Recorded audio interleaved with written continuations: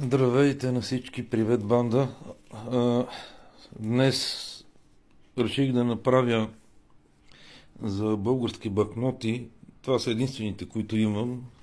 Те са не циркулирали. 1951 година. Като тук в този лот някои от тях ми се повтарят. Нали? Ето тези, нали? Друго, какво да кажа? Липсва ми от целия лот банкнотата от 500 лева и от 1 лев.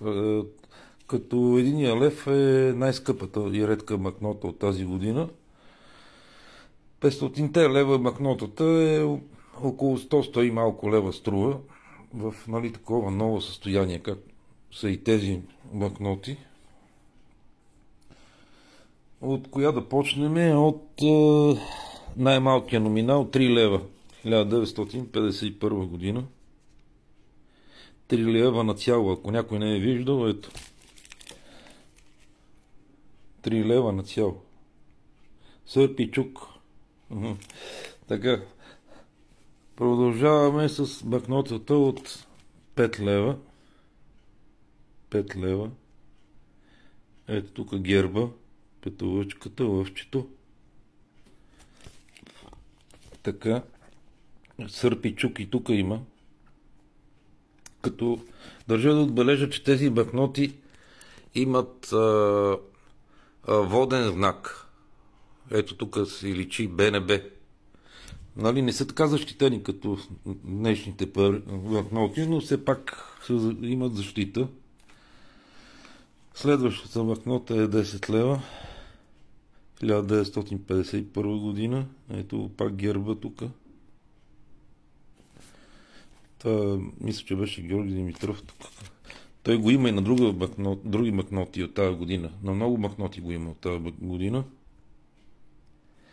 Ето тук това е някакъв трактор, който оре нещо този сорт. Така, това са 10 лева. Следващата като номинал е 25 лева и от нея имам два броя не циркулирали, както виждате, всяка една е в нейлонче пакетирана. Пак е тази личност на банкнотата. 25 лева на цяло. Ето 25 лева. Пише си го тук. Ето как изглежда от задната страна. Тук някаква мина ми прилича тук изображението. Нещо като някаква мина изглежда на хода, на изхода. Следващата е 50 лева и от нея имам две банкноти. Не циркулирали,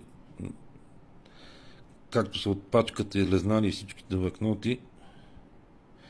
50 лева, пак тази личност тук се явява и на всички други същата личност ще се появи. А тук е като тази гроздоберачката, където 70-80 години 2 лева, както бяха те зелените, ако ги си спомняте. Може би тази да не е гроздоберачка, да е някаква друга берачка. В смисъл, не съм много запознат с банкнотите, аз не събирам банкноти. Но това са единствените, които имам и така не, че вчера в лайв, като бях пуснал, ги показах и реших този път да не е монета да снимам, а банкноти. Ето е пак тази личност. Георги Димитров ли е там? 100 лева. Ето е пак тази, берачка. Каква е тази? Берачка ли е? Каква е? Не я знам. Така. И последната банкнота, която имам в лота, защото, както споменах, липсват ми 500 лева и левчето. Като левчето е най-скъпо, след това са 500 лева и другите тук са много по-евтини, където аз ги имам всъщност.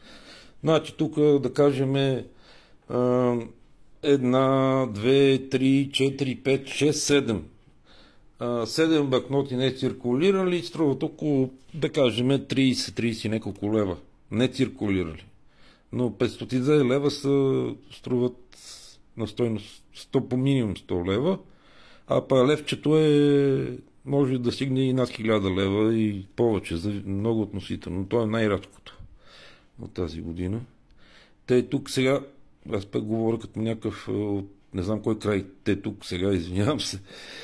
Ето, нали, на тази картинка отзад на 200 лева, тук пак са някакви берачи.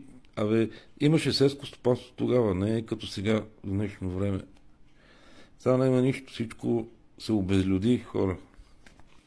Ето как изглежда. 200 лева на цяло. Пак с Георги Димитров. Георги Димитров липсва в 3 лева и в 5 лева. Го няма. Във всички други тук 10, 25, 50, 100 и 200 присъства тази личност. И както казва някой, какво ме гледаш като 3 лева на цяло, ето 3 лева. Или 25 лева на цяло, ето. Така, да надявам се да е било полезно това видео, да ви е харесало. Очаквайте да снимам монети и така нататък. Ще продължа с монетите, нумизматиката. Това с банкнотите, доколкото съм запознат, се казва бонистика, нали, не нумизматика, но това са съвсем други теми. И така, благодаря ви за вниманието. Последвайте ме, абонирайте се, ако искате, каквото искате, за да получавате известия първи, каквото кача нещо и така. До скоро, всичко хубаво от мен.